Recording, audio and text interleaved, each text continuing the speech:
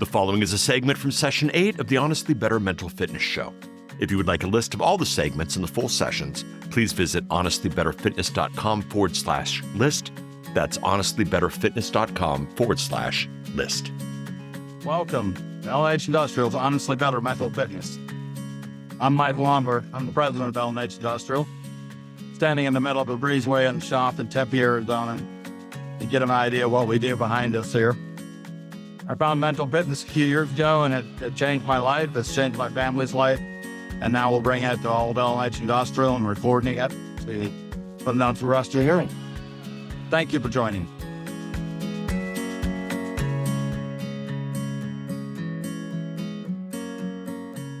Okay, let's go on to the next part, and feel free to challenge it also of why ourselves first. So we said, loving ourselves is most important. So we'll talk about that for a minute. Why love ourselves first? How is this not selfish? If this is selfish, so I have to come first.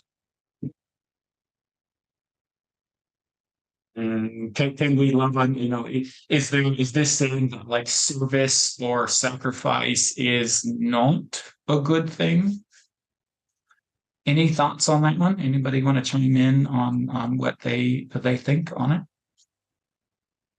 I know this one gets challenged a lot, and I would say I could struggle with this one when I first encountered it and started seeing, because I'm a service oriented person at heart. That's just kind of who I am, and it is part of my unique ability, I guess, and use those words.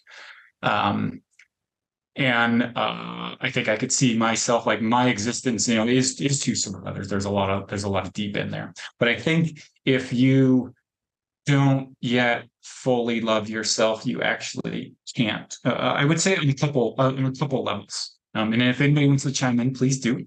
And if not, then I will keep saying why this is on here. One, you very well can't do anything for others.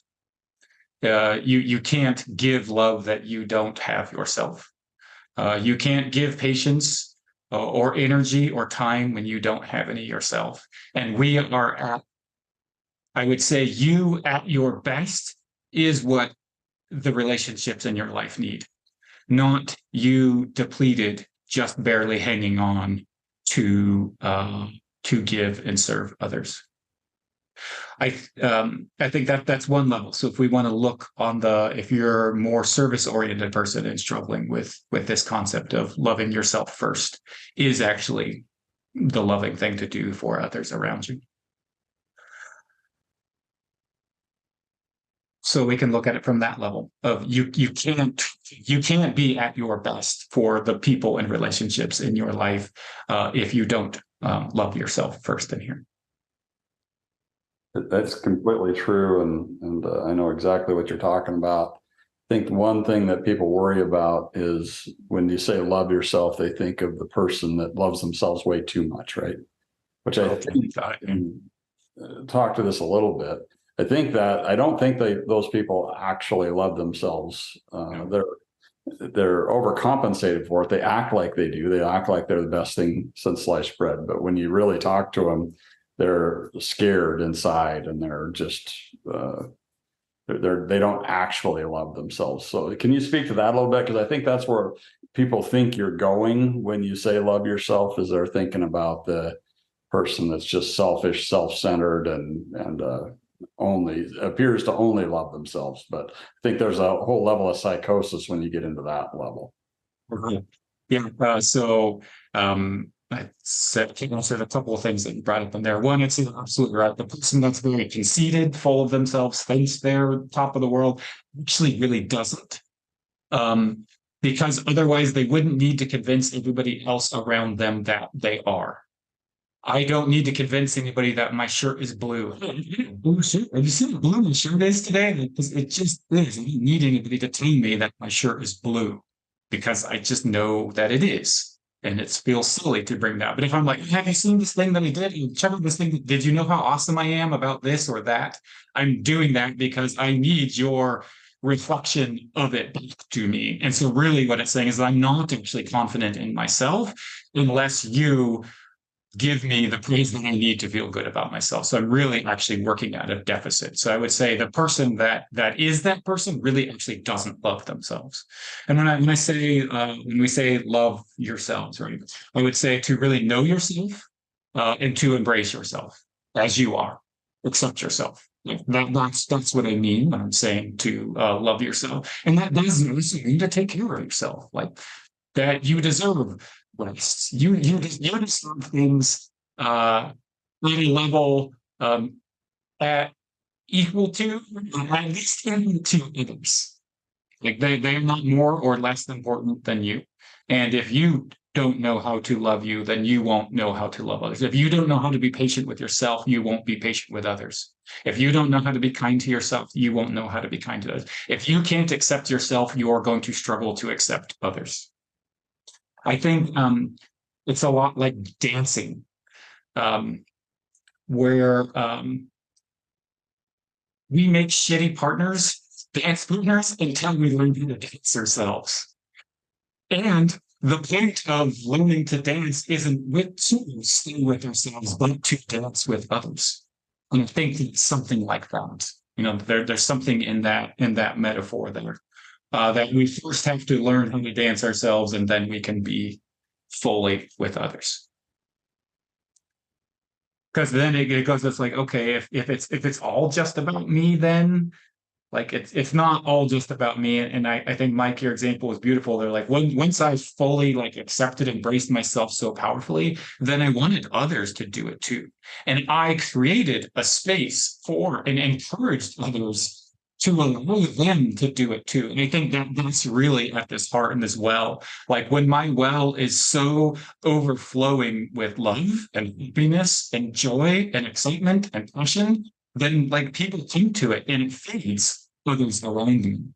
And I think it's something that I've seen continually happens out of a natural consequence. Like the natural consequence of deeply loving themselves is others feeling loved by us, and us actually having the ability to love. I think you can also see it like in this like deep irony that comes in relationships, and it's deeper than just relationships. It's some of the resilient stuff that we talked about. We probably all know the person that desperately wants to be in a relationship or friendship or whatever it is. And they're seeking that. And like all of the energy is on towards seeking it. And rarely ever do they find it. Maybe they do, but it's not actually satisfying or what they're really wanting. And usually it makes for terrible codependent type relationships in there. And when that person stops seeking the relationship, because what they're truly seeking is to not feel alone or to be loved. And that isn't something somebody else can give us. The thing that we're seeking from other people is actually the thing that we are seeking and want from ourselves. We don't actually know ourselves or accept or embrace ourselves, because once we accept and embrace ourselves, then it completely changes. And I don't need other people to tell me. It's just like I don't need other people to tell me my shirt is blue. I already know. I already know that I'm loved and all the beautiful things about me. And then once you know that, then like being with other people is great.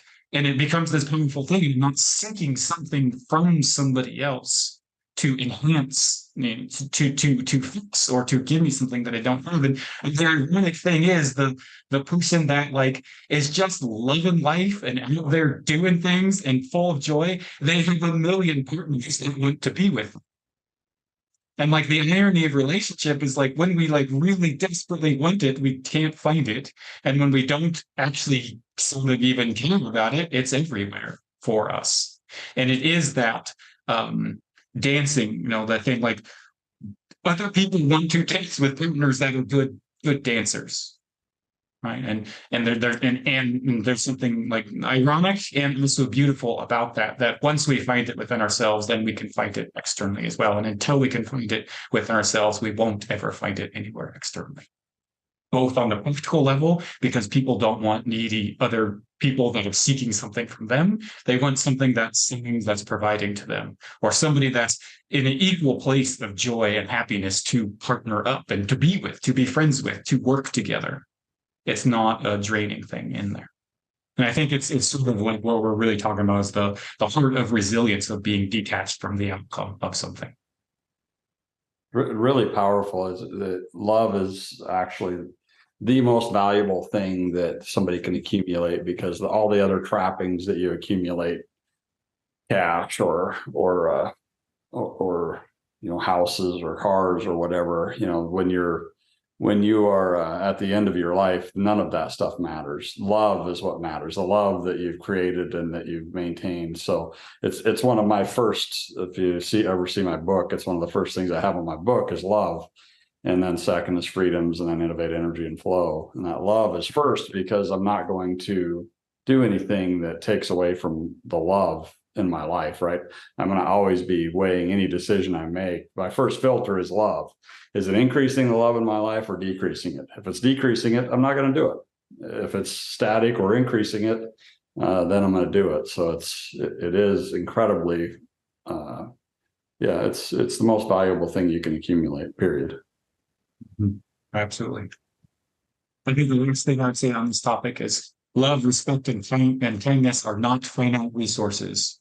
And so when we say to love yourself first, it doesn't mean that you only love yourself. Like it's not where it starts. You start down and it flows out. And I think this goes into a little bit of the abundance versus scarcity mindset right here. I think the scarcity mindset is, oh, there's a limited resource, and so I have to give it to them, and I have to give it to me. And I would actually say the infinite source of the world starts with yourself, and then it'll flow out infinitely. Versus if I give anything to everyone else, then I shrivel up and run dry, and I have nothing else to give. Yeah, the thing everybody has to remember is if you don't love yourself, you can't really love other people. And if you don't love yourself and other people, you really can't love life. So back to the heaven on earth. If you want to create heaven on earth, start, your foundation is love yourself and then work out from there. And if you want to create your hell on earth, then do the opposite. And you see a lot of people doing the opposite. Interestingly enough, a lot of people do the opposite, and it many times comes down to they can't figure out how to love themselves. Okay, let's move on to the next step in building better relationships. So focus on the positive.